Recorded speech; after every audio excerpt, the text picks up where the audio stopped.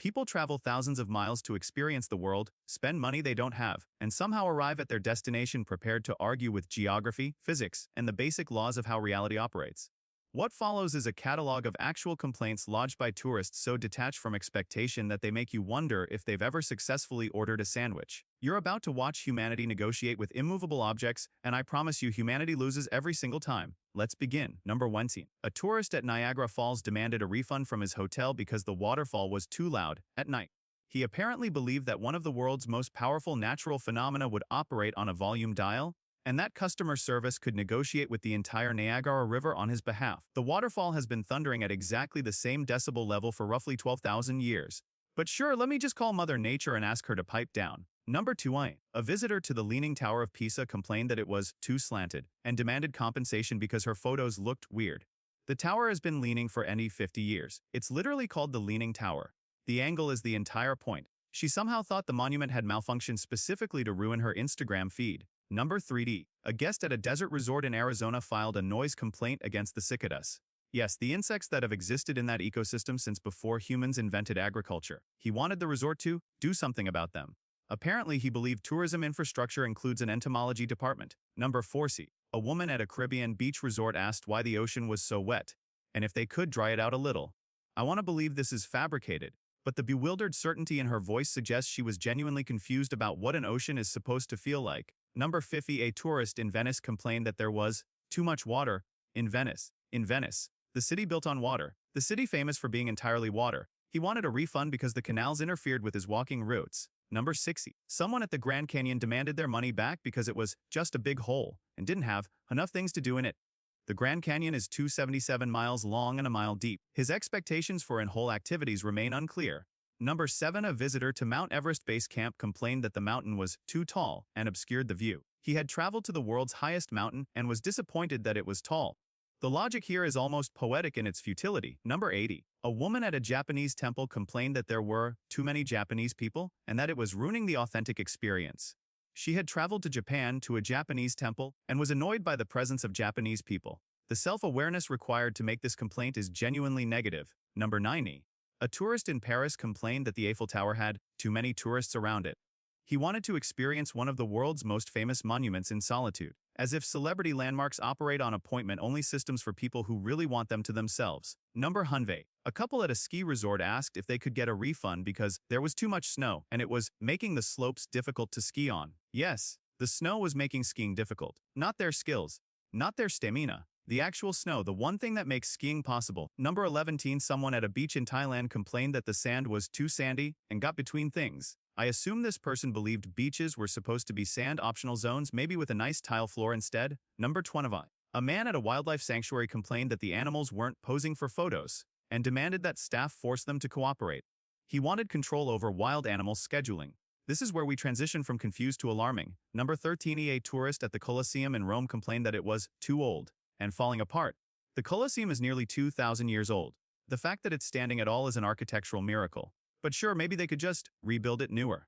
Give it a fresh coat of paint. Number 420. Someone paid for a volcano tour in Iceland and complained that the volcano erupted too suddenly and ruined his schedule. A volcano erupted unexpectedly. This person booked a tour of a geological phenomenon and was shocked that geological phenomena don't RSVP. Number 50. A woman at Stonehenge complained that the rocks were blocking the view of the landscape behind them and requested that they be moved. Stonehenge S the view. The rocks are there. That's the entire purpose of Stonehenge's existence. Moving them would be like complaining that the Mona Lisa is blocking your view of the wall. Number 16. A tourist in Amsterdam demanded that the bike lanes be removed because there were too many bicycles.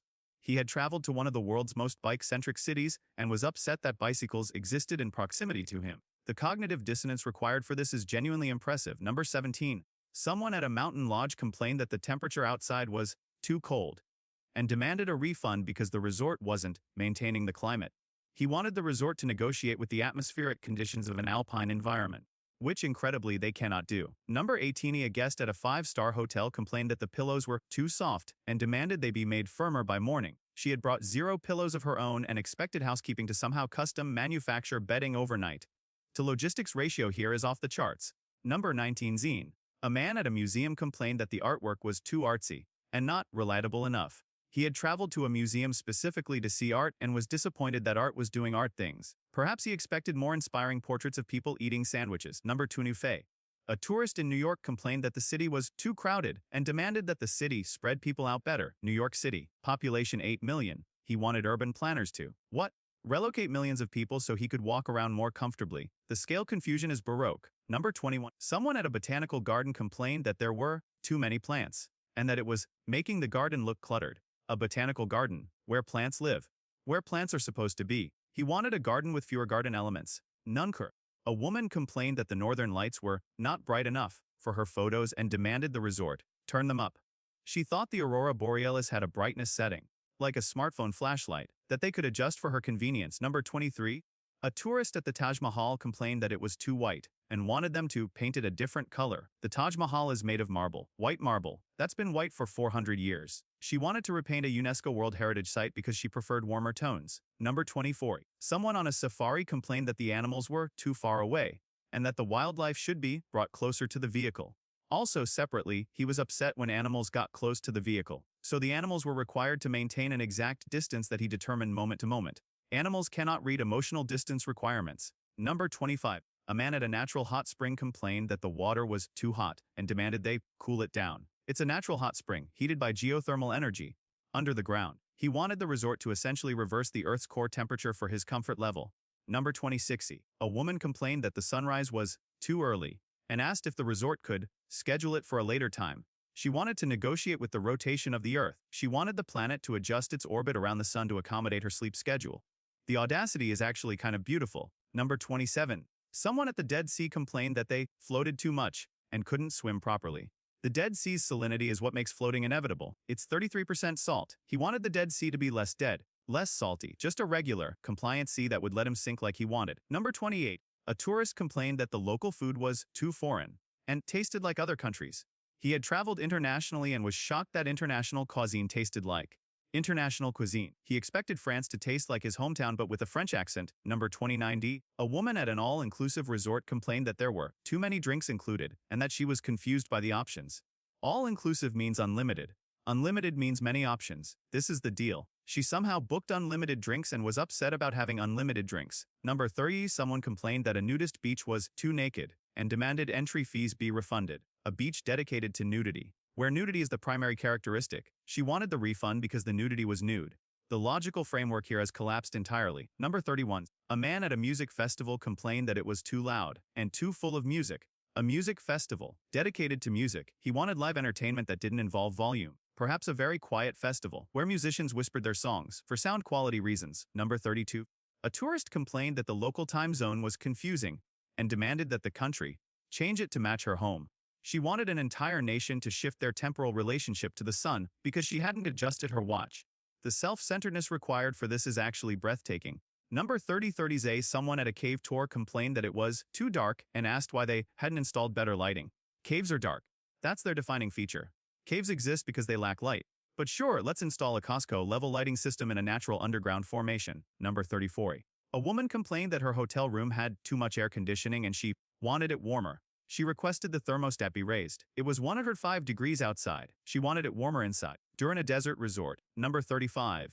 A man at a historic site complained that the guide was too historical and that there was too much history being discussed. He had paid for a historical tour and was upset that history was being taught.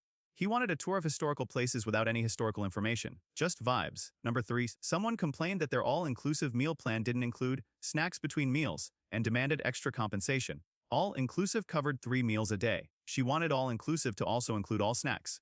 Forever indefinitely. Number 37. A tourist at a waterfall complained that the water was splashing too much and ruining her makeup. A waterfall.